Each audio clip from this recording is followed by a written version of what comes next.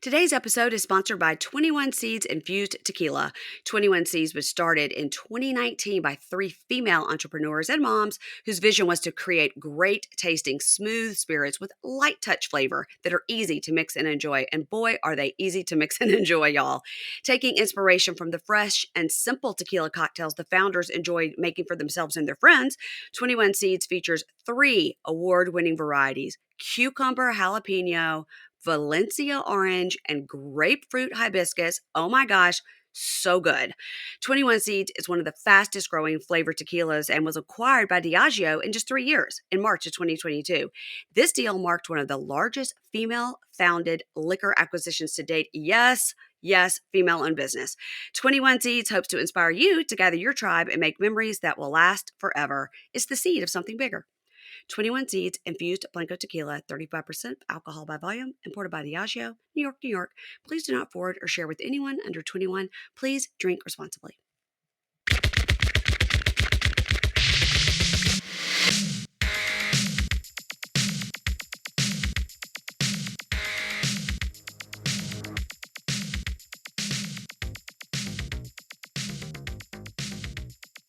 Hey y'all, welcome to Pink Shade. It is Thursday. You guys, I did it. I'm in Vegas. I'm in Las Vegas. Guess who I'm with?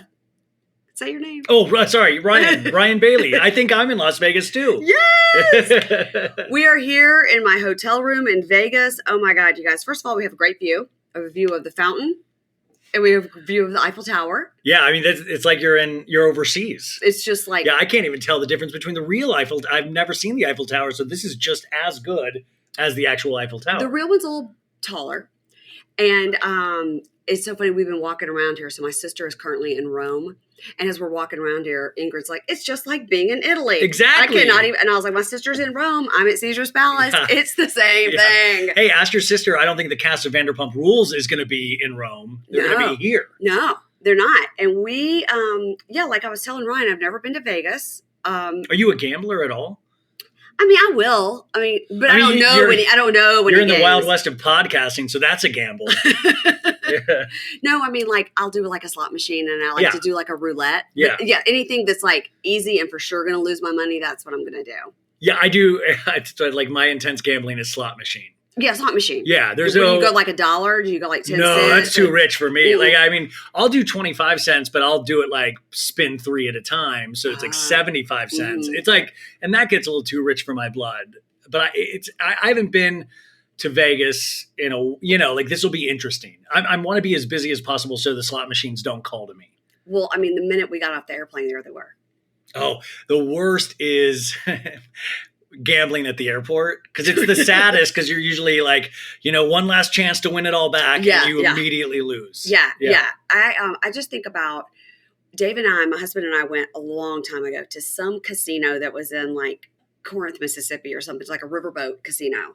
And somebody gave us, like a one night there or something. So we went and we were like, oh, that'll probably be fun, right? Well, it was the saddest. Yeah. It's like literally people with their oxygen tanks, like smoking and slotting. Those are my people. Yeah. Those are because if you don't lose immediately, you can wait to get a free drink. Like they'll come around and they're slow about it because they want to but you can get a free drink out of it. And if you're really losing, that's the only incentive to stay. My husband has a story that he tells all the time that he literally told me this morning as we bring me to the airport at like 6 a.m. He said, my husband doesn't drink anymore, but back when he did, he was in Vegas and he goes, I put $100 down on a craps table and ordered a Budweiser. And by the time the lady came back, I was down $300. Yeah. And he goes, it was a $300 Budweiser. Yeah. He goes, but I had to stay because I had to get my free drink. That's like I couldn't leave. I don't think I've ever won at Vegas. And, when you're in your 20s, Vegas is like a fun kind of like, the eye of the beholder, anything can happen. And then as you get older, like the only thing that could bring me to Vegas right now is something like BravoCon. Like I wouldn't go just because like, I'm not like, I have the hankering to play slots. Because you could probably do that anywhere. Yeah. Like I would go to see Adele or something if I got tickets to that, I would do that. Yeah, but I'm not the kind of person that like, I don't have gambling as part of my everyday lifestyle. Okay, well that's good. That's good to know. It's good, but then I'm saying when you're here though, you got to do it. That's what I'm saying. Well, that's what my husband was saying. Are you going to gamble? And I go, I don't know. I said, I know like the roulette, like it's red or it's black and then it's numbers. He goes, yeah. He goes, it's a $10 buy. And he started saying all this stuff. I go, I don't know. I go, I mean, if I get there and it looks fun, I'll have just somebody tell me what to do. I have some numbers that I like. Yeah. And he's like, red or black? I go, I don't know. He was like, you don't have a very good. My husband, we will go places, and we've been on like cruise ships and stuff that have casinos, and we've been places with casinos, and he will stand and watch the roulette for like an hour as if he can figure it out. Yeah, as if he's Rain Man and he's figured out a pattern. No, there's like, I can't do like blackjack or like any of those. Like I can do it, but I've made too many mistakes where it's upset other players at the table. Like professional players are like, that was my hit. You took my card. You weren't supposed to hit. You know, like there's a whole rule. Oh. So it takes the fun away from that stuff. Okay. Like when you really know how to play with people that like do the craps and all that stuff, if you start making mistakes, it affects their play. And that's when it becomes not like, let me lose my money. I don't need to be responsible for losing yours. Okay. I don't know anything about any of that. I don't like card games at all. I don't enjoy an Old Maid. I don't enjoy a gold. They don't play old. It would be great if they had War here or War, Uno. No, I don't like a card game. Yeah. I don't like a card game. So any kind of that doesn't appeal to me. And even when I'm watching people do it, sometimes I'm like, I don't know what's happening. There's counting. Yeah. There's math. No, the slots is my speed. Okay, and that makes me happy. It makes me feel makes me feel better about myself. I just don't want it to be at like 4 a.m. Somebody stumbles down at Caesars and they see me at a slot machine going like big money, you know, like that would be horrendous. Oh my gosh, Ryan. Well, I have not had a chance to watch Miami. I know that's coming out Wednesday or Thursday. It's tonight. It's tonight. Wednesday. Yes. Wednesday. Today's Wednesday, yes. So you're gonna do an episode about it. Not Miami. I'm gonna do Beverly Hills. I was supposed to watch it. I didn't have time to watch it. It's gonna air tonight. I'll watch it at some point. But I'll do Beverly Hills. I'm trying to do recaps this week still in the hotel. It's going to be hard. Yeah. But like I said, keeps me away from the slot machines. So after I leave you today, I'll go back. I'll watch Salt Lake again because I've watched that a couple times. So good. And I'll record about that probably tonight, hopefully, if all goes well. And maybe meet you for a drink after your dinner and then call it a night. That's what we're going to do. Yeah. That's what we're going to do. Because you guys, I was up at 5:30 and then I looked at my phone and it said like your flight was delayed by 30 minutes. And I was like, so of course, what are you doing? Like, I'm going to sleep for 20 more minutes, but I didn't. So I got up and showered and whatever. And by the time I got to the airport, I was like panicked that I was late, which I wasn't. Ingrid and I get on the plane. And we're across from each other, and we immediately put on masks. We're like, we don't care.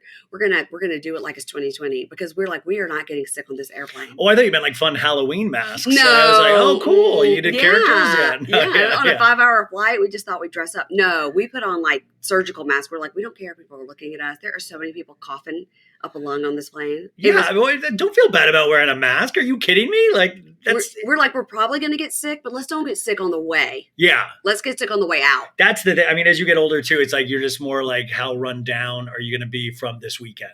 Yeah. It's like exciting and you get excited when you're here, but then you're thinking, okay, where's the sleep coming in? Is my body going to accept that sleep? Mm-hmm. And it becomes like a survival of the fittest. Because, I mean, that's what BravoCon was like last year in New York a little bit as well. Yeah. But you didn't have the Vegas element of it. I know. Well, and Ingrid and I were talking about this too, because she was like, if they're really keeping this BravoCon to like 10,000 people. Or whatever, is that what they're doing? That's what this information she has. That if it's going to be even a little bit smaller than it was last year, by design. And I heard Andy say on his show that all of the places where the panels are really big, so more people can come. So I'm just trying to kind of get in my mind the difference between this year and last year. But Ingrid's like, Vegas is so big. And I go, well, what about New York City? New York City is pretty big. Yeah, for some reason though, it seemed more compact than Vegas, which is dumb to think about. But it seemed like, okay, you had the Javits Center, like you got the lay. I haven't gotten the lay of the land here because I know there's 2 ballrooms. I'm not sure where the Bravapalooza is or whatever. And are you VIP? We're VIP. Yeah, VIP. And 3-day VIP. Yeah. And we got 3 different Bravapaloozas. No, I got the Bravo, but what is the Bravo? Like, you're catching me up because I've been so busy. Okay. I have not fully checked out everything. I know Mediza has. Okay, I think that the deal with Bravapalooza, it is the same as what was like the Lay's baked potato chip golden hour room, whatever. Oh, gotcha. So where you could go in and get a drink for free. Oh, okay. But there would be Bravo Lebs in there. Just mingling. About. Yeah. And then there's also a VIP lounge that you can go in and out of all day. Okay. Now, Okay. who do you want to see? Like, who would you like to see mingling at a VIP Lays Lounge? I'd love to see Vicky Vicky would be fun. Yeah, Vicky would because be when fun. I signed up for photo ops, I got Did you get any? I I got didn't. Yeah. I mean I'm still going to keep trying, but I got Margaret with Jen Fessla, Oh, that'd be good. and then Marisol. Oh, that'll be good.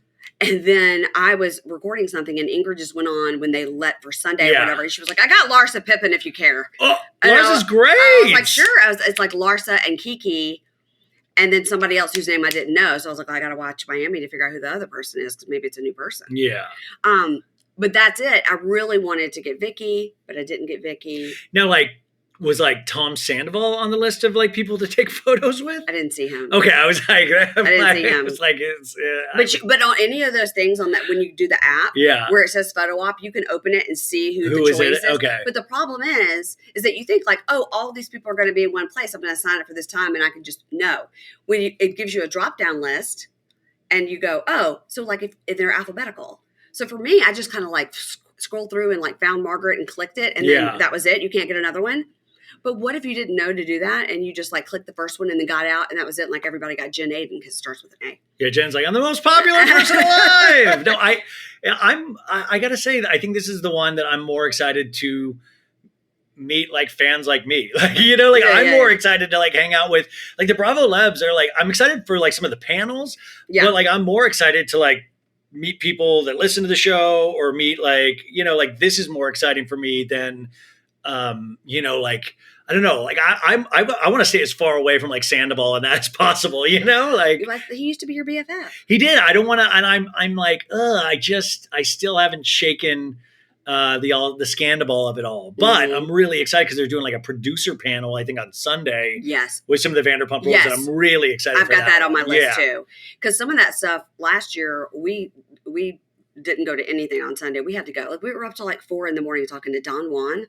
Oh yeah, and I was like, now we got to go like that. But now we've done it all. We have to leave. It was by Monday morning. It was really insane. And then I have to do a live news interview on Monday at like 6 a.m. for like some Washington D.C. news station. Well, that's my hometown. Well, I'll have to tell you the thing because I'm like, that's on Monday morning after all of that. Like, you imagine me now. Like, imagine me Monday. It's going like I think 6 a.m. Hey guys, what's going on? 6 a.m. was not the move.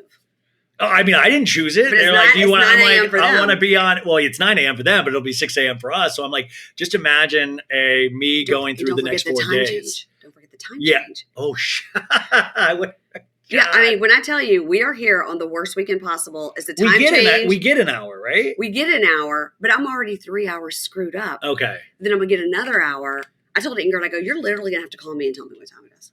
Like I'm not gonna have any idea. She's like, you have to call me. Like, I don't know what time it is. Gosh, yeah. I hit the road, and 30 minutes into the drive, I realized I forgot my BravoCon ticket and had to turn around. Oh my God. So it already began where I'm just like, this is. What if you would have gotten all the way here? You would have had to have somebody go to your house. I don't know what I would. I don't know what I would. I mean, honestly, that would have been game over. So I was already cursing myself, having to turn around and going, "Oh, you did it again! You've done it again! Your first mistake. Here we go. And then Here we go." So mad at yourself. Yeah, I had to listen to the Britney Spears autobiography in the car just to calm myself down. Okay, I'm reading it. Yeah, I'm a reader, so I'm reading it. I'm on a Kindle, so I'm like, I don't know what page. Oh, the audiobook's great. I'm 60%. I'm reading it on my Kindle, 60% through. Yeah, it's real fast. It's a real quick listen or read. It's a simple writing. Yeah, I mean, no, I mean, it's telling a very sad story. Sad story. I'm curious as to what involvement she had in all of this, even though I know it's, I don't know. It's very sad. It's obviously her storytelling, right? It's somebody, I think, probably just sat with the recorder and would come home and transcribe it and make it make sense. Yeah, I mean, I was told the ghostwriter, and he's a great writer. So, I mean, I'm sure he shaped whatever those interviews were.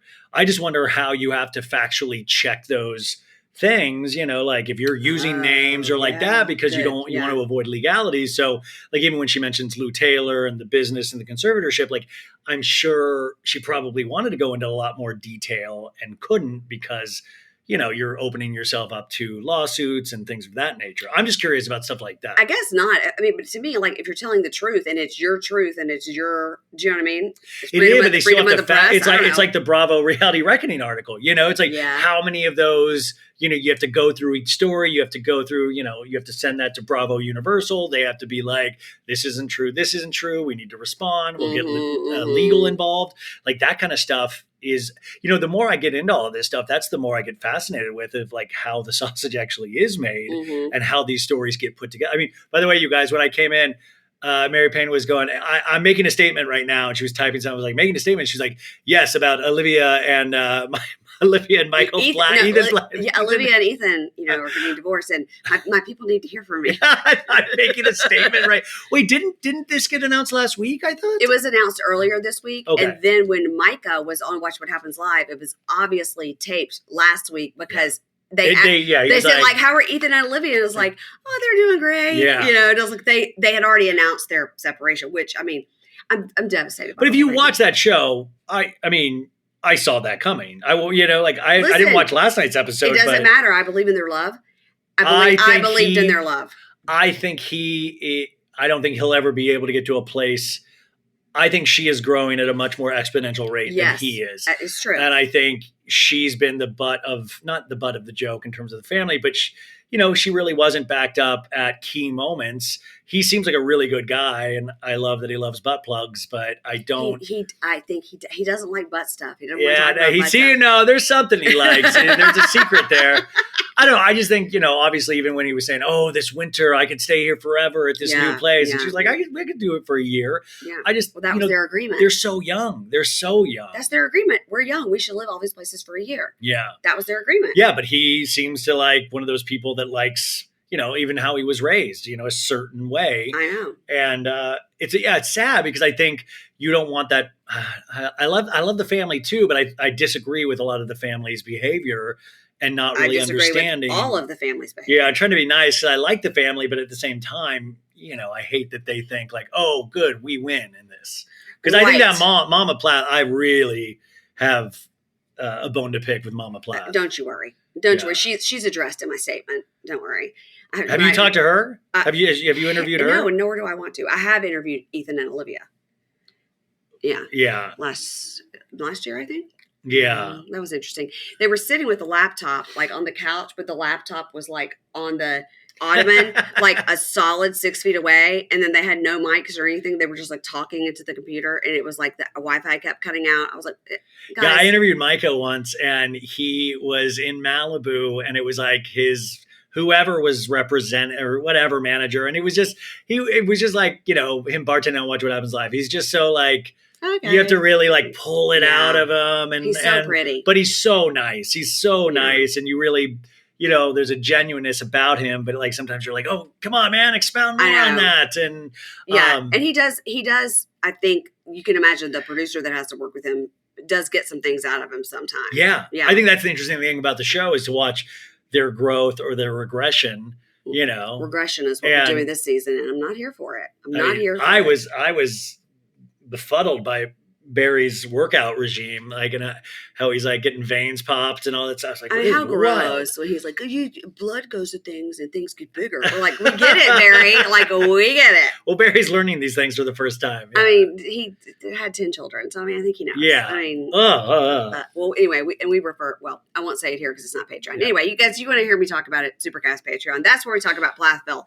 But I am going to release my statement there. Oh, that's where I'll be releasing. Well, like you're releasing the written statement, or you're going to read the statement? I'm going to read the statement. So, are you going to have sad music behind it? That's a great idea. You're going to have sad. No, that's a great. Thank you. I'm going to redo it. Into the Road by Boys to Men.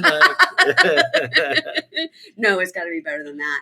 Okay, thanks. I'm going to think about that now. So let's talk about Salt Lake City. I did watch it, and I was just before you got in here. I just turned on Ben and Ronnie Crappens to listen, and Ben was so beside himself laughing that he couldn't even like get through. He's so happy about it was just about which scene? About the Monica and her mom.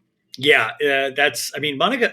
He's like, this is a 2-woman play. I mean, I like, and they ended the episode with that. Like they ended the episode with that. It's almost like the scene between Pacino and De Niro in Heat. It was like bam, bam, bam. And she like, then Monica walks out, and I mean, the mom is really taking a starring role.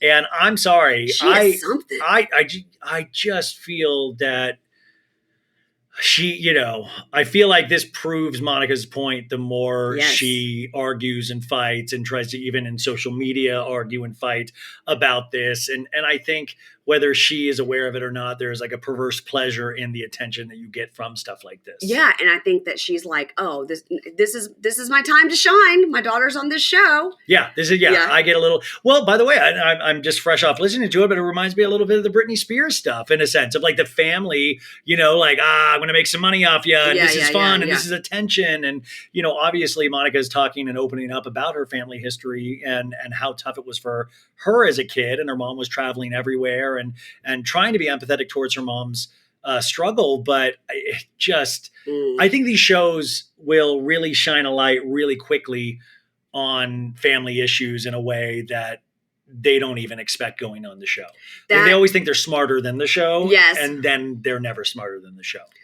Well, the Mary Cosby Whitney dinner scene was one. I mean, Whitney sat down and was like, "Hi, Mary, how are you?" And within 4 seconds, Mary, how are you? What's going on? She's like, "Shut up, bubblehead." And she's like, "I'm leaving." And Whitney's like, I think she was trying to say like, I don't think you want it to look this way on camera. I think she's trying to say to her, like, really, Mary, you don't want to do this. And it's great because Mary Cosby is if you go in knowing that she's completely ineffective, she's not going to have a real scene with you unless you're a mannequin head or a fish fillet sandwich. Like she does her best work by herself. Yeah. And it's not going to be a real scene. So if you can enjoy that on a purely comedic level, you're not going to learn anything from it. You're not going to get anything from it. She's going to be completely rude to whoever she's in that scene with, unless it's Meredith. So if you can accept that, then I think it's really enjoyable to watch Mary. But it doesn't move the story forward at all. Like that scene doesn't move any story forward. Whitney's like, I did it. I went. I tried. So to me, that's hysterical. To me, that's so bad. It's good. To me, that's like,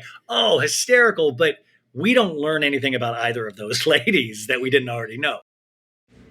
Hey, y'all. I got so busy chatting with Ryan about the Housewives and BravoCon, I forgot to talk about Quince.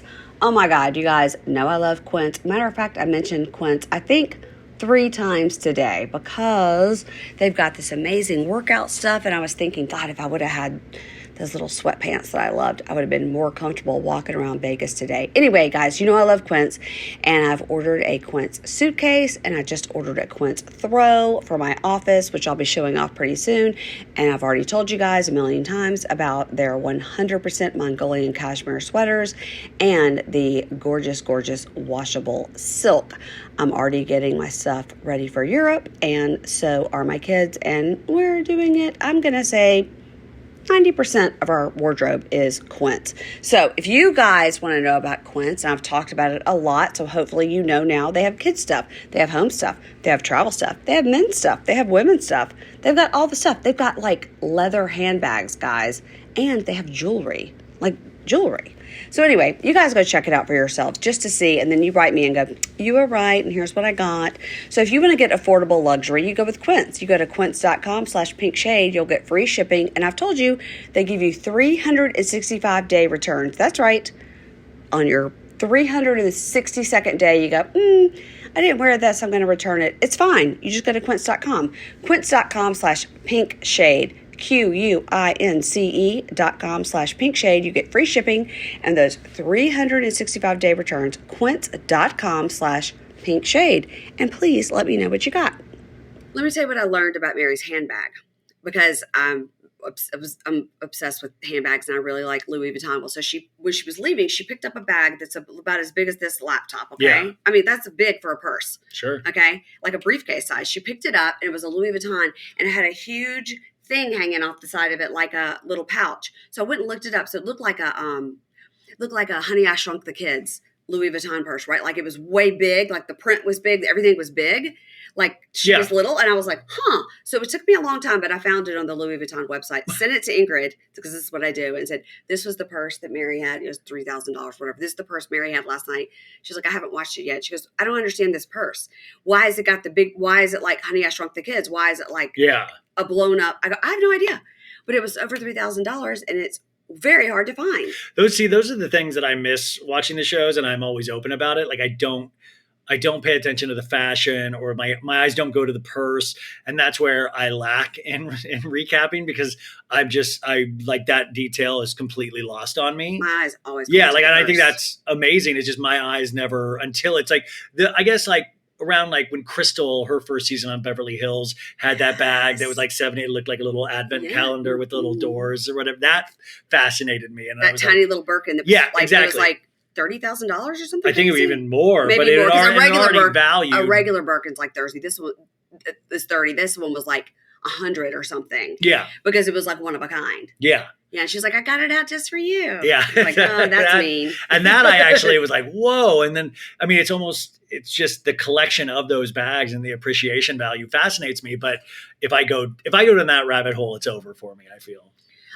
What are your thoughts on this Dumas came out today with this, like, again, insinuating that Dorit and PK are Splitsville and that he's already bought a place in London, blah, blah, blah.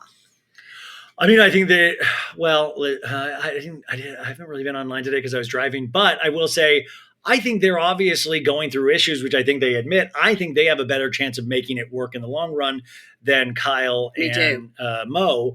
But I think in any relationship that gets past like a 10-year mark, you do have issues that I think obviously are going to be intensified when you're on television. Yeah. And obviously also, I think what's not talked about a lot, I think PK has had or does have gambling issues in his past. You know, there are things that like Speaking are online that gambling. Well, I mean, he had a huge millions of dollars he owed to one of the casinos out here. I think the Wynn maybe that was paid off, and that's all. You can find that all online. I'm remembering that now. Yeah.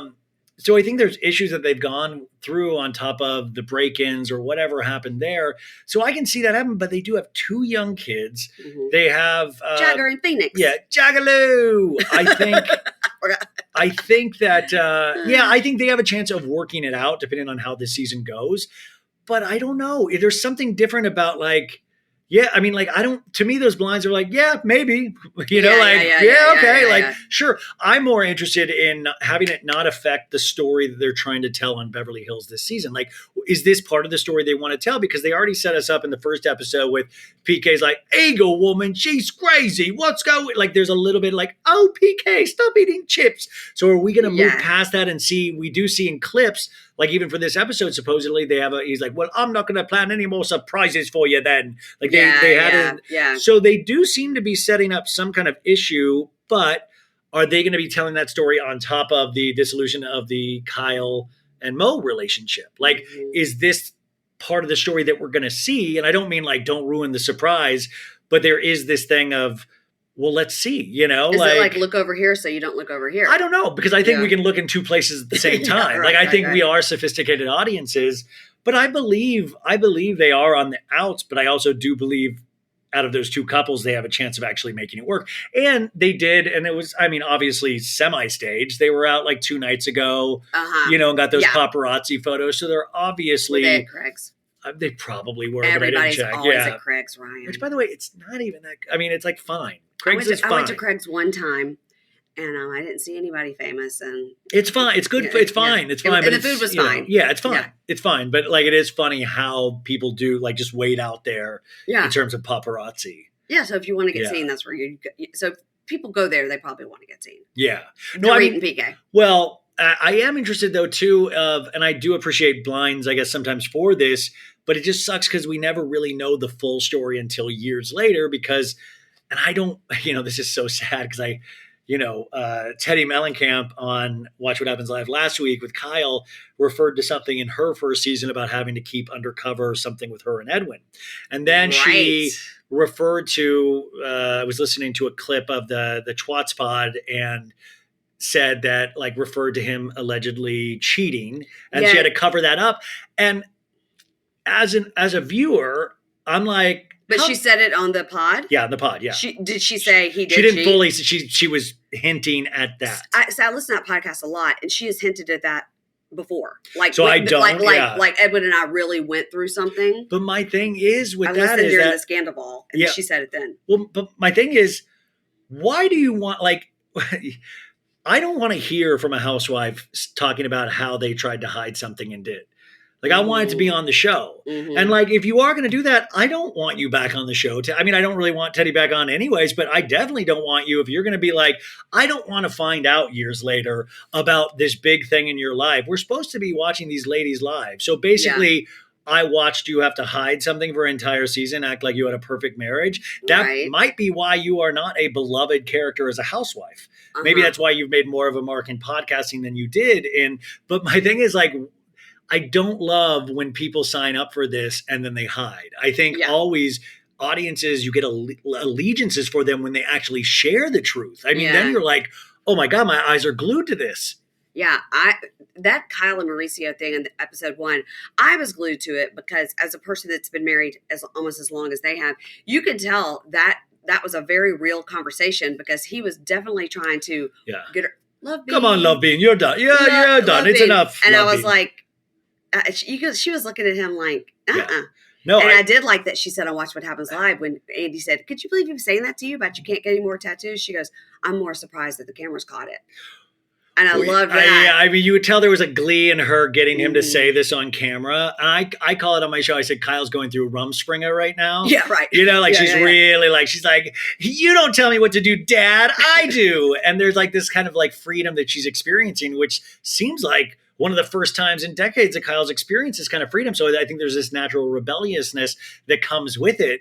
I'm really interested to see how this is portrayed on the show because we're seeing the after effects of this with her and her friend Morgan and all of these things, which I'm all for people discovering themselves. But just think about what a history they have, like 27 years, multiple kids, businesses, on top of Kyle's actual family. And all these homes and things that they have. I mean, it would be very hard to disentangle all that. And I don't think they'll ever get back together the way they were, but I don't think they'll disentangle from like certain business aspects. And, you know, I think they've obviously been living pseudo separate lives now for a minute.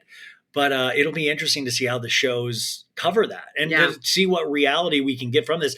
I just get like, we invest our time into these shows. And that was just like hearing that Teddi Mellencamp thing. I'm like, you spent a whole season trying to hide something. And then like 8 years later, you're telling us, you know, we would have been so much more willing to have your back if you had actually shared your stuff. And it's like, don't go on these shows if you don't want to talk about the reality of your life. Like it never works. A lot of people really hate Teddi, and I don't really hate Teddi. And I think that the reason I've come around on her a little bit is because of the podcast, because I think she's good on the podcast with Tamra. I don't listen to the podcast. I enjoy Tamra a great deal. I think she's really good at what she does, even though I crack up that anybody trusts her at all anymore. But like Teddi, I don't know, the little bits I get from her, I just always think she's funnier than she is. Like her jokes sometimes go over like a lead balloon when I hear. But I mean, you can't argue that show's successful, and I'm down for anything that, like, good for you guys. I just get weird of like housewives that then make it their personality about trying to get back on the show. It becomes like, she's dying to go. She's dying to go on a girls trip. Dying. She says it all the time. Just let her go already. I don't care. Let her go. Somebody send her to Bali or something. Yeah, let her. I mean, they're letting Kristen Takeman on Ultimate Girl. Let her go. I mean, like, I don't care either way. I just like, if you're gonna go, you better bring it in terms of just. I don't mean insanity, just honesty. Yeah. All right. Speaking of that, Ultimate Girls Trip, just because I didn't write a note, I just figured I'd just talk to you like we do. All right. Ramona. So you saw that she got scrubbed from BravoCon. Yeah, nobody got a photo op with Ramona. It's not going to be happening. Whoever was the second person in that photo op. I hope it wasn't Avery. This toast moment is sponsored by 21 Seeds Infused Tequila. This week, I raise a toast with my seed and soda to Monica from the Real Housewives of Salt Lake City. Monica, I love your on-screen fight with your mother, and I love your Louis Vuitton that you bought for full retail just to fit in. I love that you own your past mistakes, and you're giving us everything that we want in a housewife. I toast you for your honesty, and I toast you really for dealing with your mother. Here's to you, Monica. You are my 21 Seeds Infused Tequila Toast of the Week. 21 Seeds infused Blanco tequila, 35% alcohol by volume, imported by Diageo, New York, New York. Please do not forward or share with anyone under 21. Please drink responsibly. Yeah, so can you believe all that? So I can believe it, yeah. I mean, I'm glad that they did that. Now, I think a lot of people are like, it's a little bit too late. They've known, how she is, and she is going to be on this Ultimate Girls Trip and stuff. But it'll be interesting. I guess she won't probably be allowed to do any press for Ultimate Girls Trip. I would imagine not. My thing that I got upset, I would have actually liked to have seen her still come and be able to answer for herself. But she can't do that. Well, I do at a certain thing. It's like just dig her hole deeper. But let her dig her hole deeper. Like I do. Like, what are they going to scrap the entire season? Like, I mean, they can't. They can't do that to us. So they can't edit around her. They can't no. So I think at this point, I know it's a dicey situation all around, but it's like at some point, this is not new to a lot of us that watch these. Like, I've known about these conversations with Ramona for years now, and I am all about forgiveness. I'm all about for people learning. I also realize that I didn't live her life, any of that crap, but I do think she does owe a certain explanation to even just the viewers. Yeah. I just think that is, like, where has this happened in 2020 or 2021 when that was filmed. Where do you stand now? Like, where are you at now? Like, do you realize? Have you learned anything from this? That's what I'm saying. And that's the thing, is that we all know she would probably dig her own grave, because I don't know if she necessarily did learn anything from it. Right. And it's that really fine line that I get fascinated with in terms of production of she's, in small instances, she can be really entertaining, and she provided so much, so many amazing scenes in terms of Real Housewives of New York. But like, I mean, and I think that's why you had to do a new Roni. Whether people like it or not, you had to. We weren't. A lot of it was because of Ramona, I think. A lot of it. I mean, but I remember back watching that season, and I remember being online, and I remember how many people hated that season, hated it, bitch. And now we got a new Roni, we got a new this, and now people bitch. Oh, bring the old girls back, It's damned if you do, damned if you don't. But I do think there is a line of behavior from Ramona that is. That doesn't play in 2023. That I don't think it's not like an Archie Bunker, like, it's this old fuddy-duddy that can't get past. It's not cute and funny. Yeah. Yeah, because we say, and you don't want to celebrate that. But at the same time, like they said in the article, they also, in a way, believe that they're making a comedy show. Sometimes Bravo will say, well, at the end of the day, these were started as comedic. Mm-hmm. There's an element of comedy to that, but when you throw on these really big world issues, can a comedy show handle the weight of that? And that's why I love shows like Plathville or something, because it's a different pace. They're not trying, it's not overtly comedic. There's it's a different whole, we get to watch a different type of person, and I'm all for watching different types of people. I don't know, it's just different. I still have been thinking about this all week, and thinking about what Bravo's role is and what it should be. And us as an audience, what is our role? What do we, because at the end of the day, we're looking for it as some basic escapism. Yeah. But I'm kind of the thing of like, I want to include everybody. Like I want to, like, I'm a white straight dude. Nobody needs to hear my opinion anymore. Like, that's why, like, I'm glad to be here. I don't want to be the head of anything. I want to be a but you're head of the White Straight Dude podcasters. Yeah, I do not want to be the head of that. I definitely don't want to be the one. No. That's Ronnie and Beth. No. But you know what I'm saying? Like, I want people to realize that their behavior is unacceptable, but I still think there is a place for everybody to learn.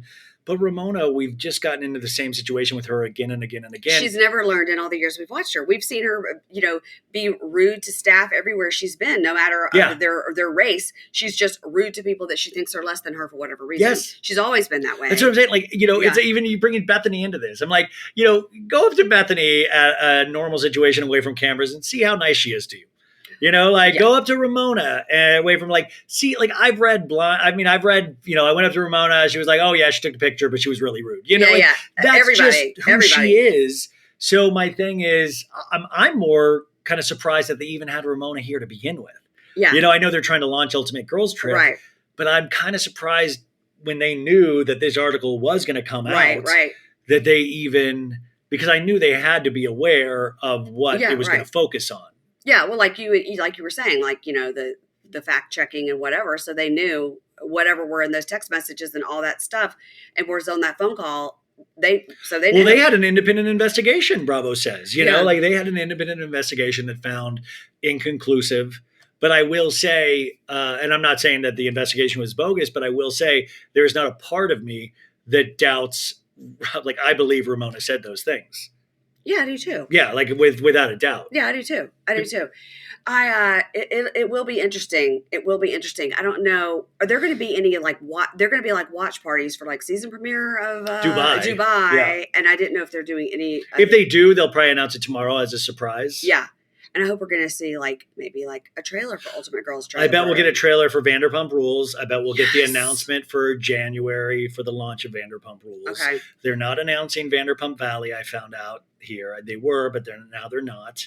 Why not? This would be a perfect time. I know. I texted with Dodie actually, who's in it. She's like, no, because they're not going to do it here. Okay, you know what they have to do? It's already in the can, and it doesn't matter my opinion. But the thought would be, wouldn't it be amazing if the way they did Vanderpump Valley is exactly the way they did Beverly Hills into Vanderpump Rules? Yeah. They got to have somebody walk through the door. In a sense, they're going to do that because they're releasing it exclusively on Peacock. Okay. So I imagine it's going to come out around the same time, and I would imagine it'll be the same day. But it would be amazing. But that's why you will see Jax on a handful of Vanderpump Rules episodes, so it can feed into that. And that's why you'll see Sheena and her daughter mixed with the Vanderpump Valley crew, with Jax and Cruz and Brittany.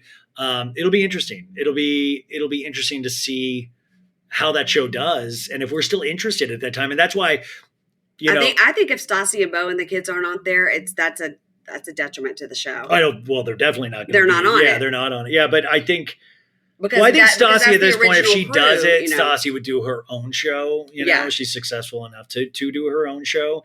But I think they have to, like, January is what I'm hearing, and I think that's smart because you need it to be for both shows. Well, yeah, but you need it to be as quick as possible because you don't want to let any air out of this Vanderpump bag because it only comes along like this kind of heat only comes along. Yeah. And we still got Ariana doing so great on Dancing with the Stars. We got she might win it. I mean, that's like, but like that's like January would be the right time because I have a feeling by the end of season 11, we're gonna backlash. There's gonna be a backlash at some point. I mean, we're already there a little bit. Or did you watch House of Villains at all? Yeah. Okay, so I've watched that too. Now I'm gonna be honest. I'm watching it for Jax and Anfisa because Well, Jax, you're then.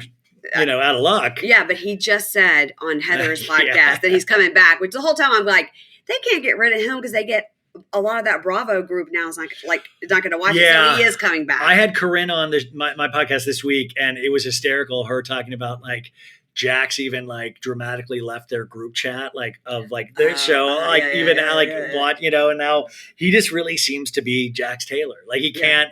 He's really who he seems to be. Sometimes it cracks me up. I think he comes back for like an episode, but because when they showed the previews, everyone's there. Yeah. No one has left. Yeah. So I'm like, is that what they're going to do every week? People can like vote themselves back on the island, whatever. Well, because I knew he was the first one to go a while back, and they would be stupid to not bring him back. I thought you got a lot of great quotes from him when he was on. Yeah. A lot of good like potential lies that he can get caught in terms of how much. how much you love to hate Jax more than it's not even hate. It's like at this point but to me that's part of the joy of these shows is not only liking somebody but passionately disliking somebody. And if you can, like, I'm at a point with Jax where I can joke around and I can even joke around with him a little bit now. I'm not that like Sandoval, like that one hurt because I love that dude. I know. And now I'm like, but it's fascinating just from a standpoint of seeing how quickly everybody forgives him and we're back to normal. Shirt? Oh, Ben Affleck. Okay, Donuts. Dunkin' Donuts. Sorry. Dunkin' Donuts. I just got so distracted in the middle of your sentence. It's a beautiful drawing of Ben Affleck and Dunkin' his Donuts and Dunkin' Coffee. Because as you were talking and you were moving, I was like, is that the dude from 90 Day Fiancé, Natalie and Mike that lived out in Devood? Remember? And he's like, what is the screaming guy who in Devood? That's a very specific. Well, that's where come my on, brain Ben goes. Affleck is way cooler. Are you kidding me? That's where my brain goes. Well, we can wrap this up. I didn't mean for this to be long. I meant for this to be just a short No, I drove in chat. just to do this. So I yeah. know, that was so nice of you. Yeah, I'm leaving back for LA right now. No, Yeah. you gotta go back home and get your ticket. Yeah. I will tell you that this is just something I would do, just like you. I'm sitting in my bed last night and I have my laptop and I'm like working.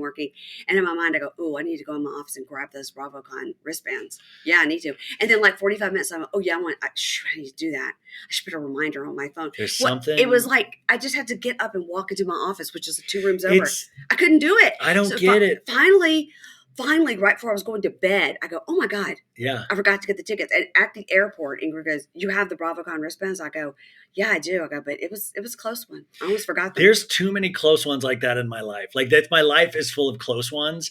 And it's one of those things. I talk about the phenomenon on the show all the time. It's one of I'm so disappointed with myself on a daily basis. Like the amount I forget on a daily basis. And this isn't even like, oh, you've got a psychological issue. No, it's like I legitimately it's like I don't have like sundowners or Alzheimer's. There's just this thing where I have it in my head and then it'll just be out the head. And then somebody will remind me. I'll be like, I didn't even think. Oh my God. 30 minutes later, it comes back. I'm like, shoot. Yeah. Shoot. Well, it's that thing of like always like, I want to do everything. If you ask me to do something, the answer, I'm like, yeah. And then I'll usually forget, like, oh, wait, when is that? Like, well, you will notice that I double checked with you yesterday. Exactly. Because I was afraid. I want to do everything. I know, but I was afraid that even though you told me yes, I didn't go through your schedule. I just went through you personally because we're friends. Yeah. And I was like, uh-oh. I was like, what if he forgot? So I sent you, I was like, we're fucked. We don't have a show.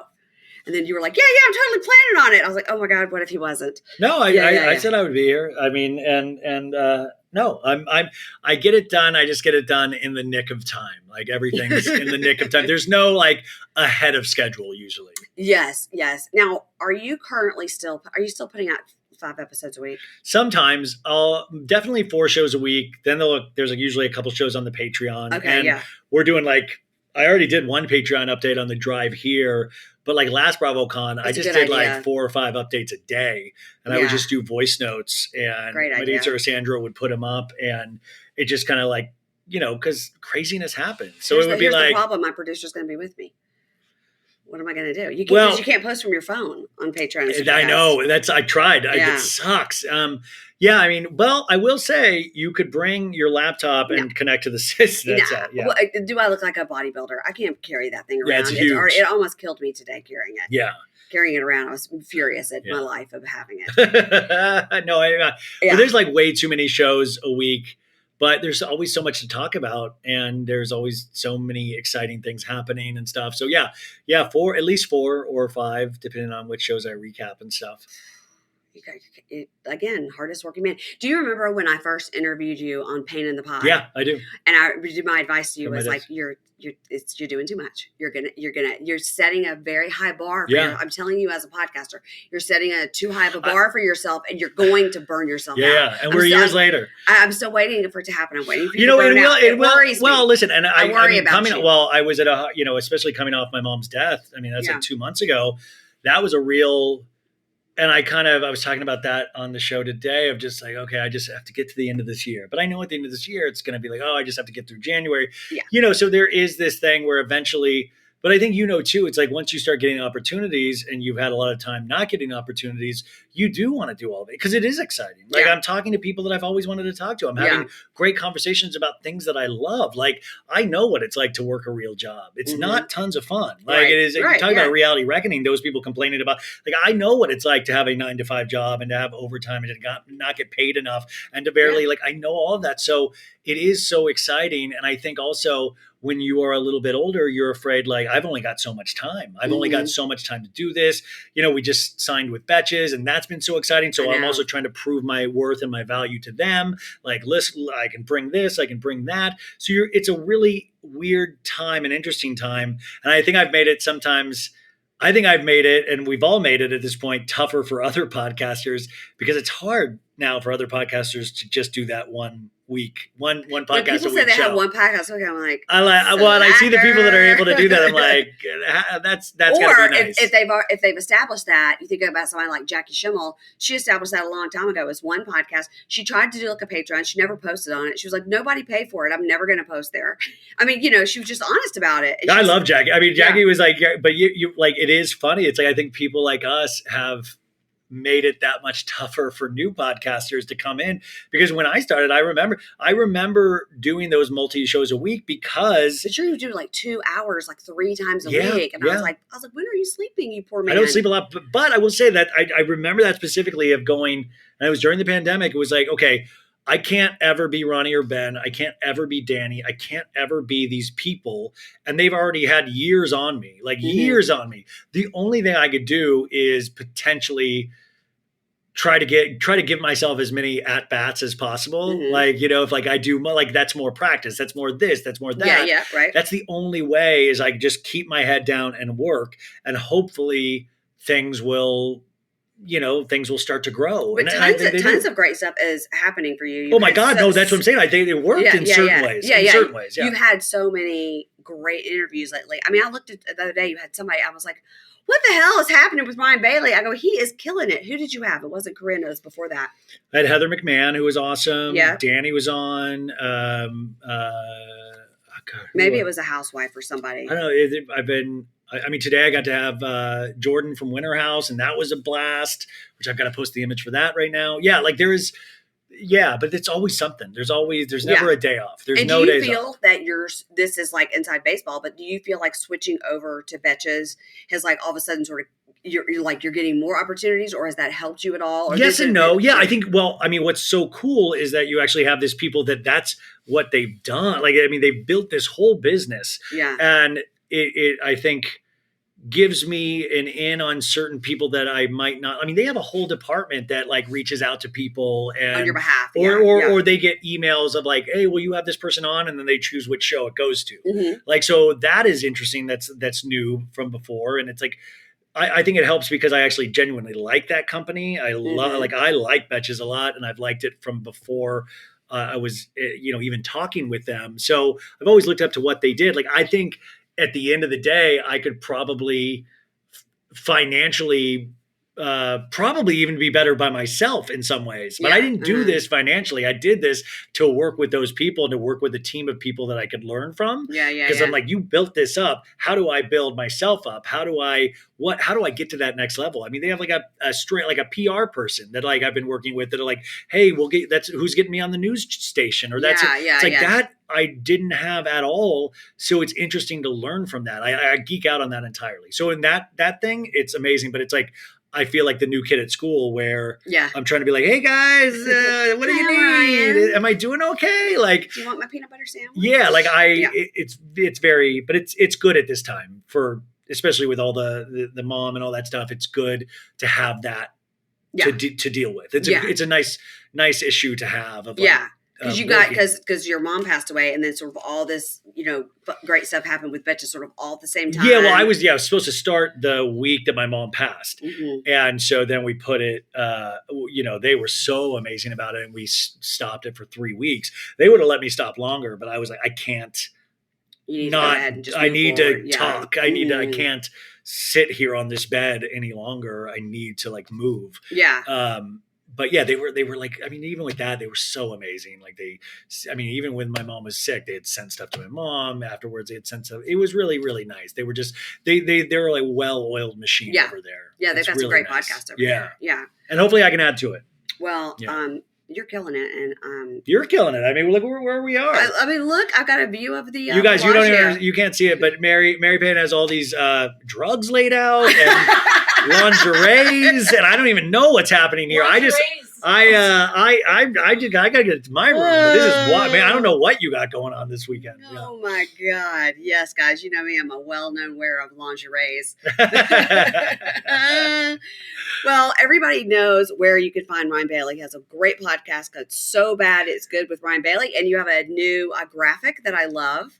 Oh, BravoCon 2023. Yeah. Maritza Lopez made that because I was like, hey, could we make something with the sphere? And she was like, I don't know what to, and then she always finds a way to do it perfect, you know? Now I have not seen that. I'm literally talking about your new logo. Oh, the new logo. Oh, Yeah. I was talking about this. Yeah, the new logo, the Betches team did that, and it's awesome. But it was so funny being used to that old logo. Yeah.